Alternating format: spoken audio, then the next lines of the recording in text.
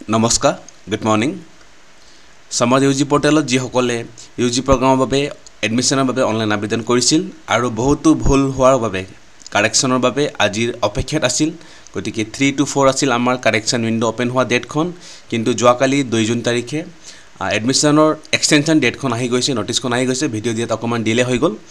গতিকে যিসকলে কাৰেকশ্যন কৰিম বুলি ৰৈ আছিল অপেক্ষাত আছিল গতিকে তেওঁলোকে আজিৰ পৰা এখন কাৰেকশ্যন কৰিব নোৱাৰিব গতিকে এক্সটেনশন ডেটখন 5 জুন লৈকে বৃদ্ধি কৰি দিয়া হৈছে গতিকে যিসকলে এতিয়ালৈ এডমিশ্যন নাই কৰা গতিকে তেওঁলোকে এতিয়া সময় আছে 5 জুন লৈকে এডমিশ্যন কৰিব পাৰিব গতিকে আমি এক্সটেনশনখন অকমান চাও এক্সটেনশন নটিছখন আছিলে যোৱাকালি এখন পাবলিছ হৈ গৈছে তো নটিছখন এনেদৰে আহিছে আমাৰ তো আমাৰ যোনটো আছে 27 to 2 জুন লৈকে আছিল আসলতে আমাৰ এডমিশ্যনখন গতিকে এতিয়া 27 ৰ পৰা লৈ 5 জুন লৈকে কৰি দিয়া হৈছে এপ্লিকেশন প্ৰগ্ৰাম এণ্ড সিলেকশনখন ওপেন থাকিব এখন যিসকলে এতিয়াও নাই কৰা এতিয়া সময় আছে তেওঁলোকে কৰিব পাৰিব এণ্ড আমাৰ যোনটো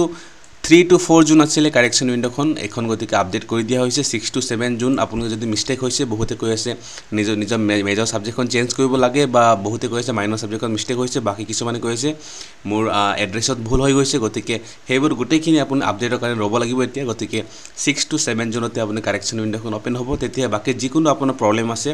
হৰধুদৰণি কৰিব লাগে কাৰেকশ্যন কৰিব লাগে এখন আপোনালোকে আপডেট দিব পাৰিব 6 to 7 জুনত গতিকে বাকি হেইদৰে যিকোনো আগৰ যোনটো শেডিউল মতাবেক গুটেখিনি এতিয়া আপডেট হৈ গৈছে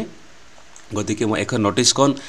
লিংকখন মই ভিডিও ডেসক্ৰিপচনত মই পিন কৰি দিম আপোনালোকে একবাৰ নটিছখন ডাউনলোড কৰি চাব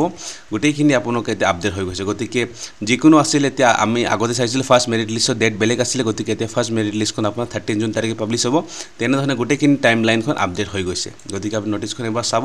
হেকত সকলোকে ক্ষমা বিচাৰিছো ভিডিওখন দিলে হোৱা বাবে যদি আপুনি চেনেলখন নতুন হয় চেনেলখন সাবস্ক্ৰাইব নাই কৰা চেনেলখন সাবস্ক্ৰাইব কৰিব আগলৈ নতুন আপডেট সময়মতে আপোনালোকে পাবলৈ Thank you so much for watching.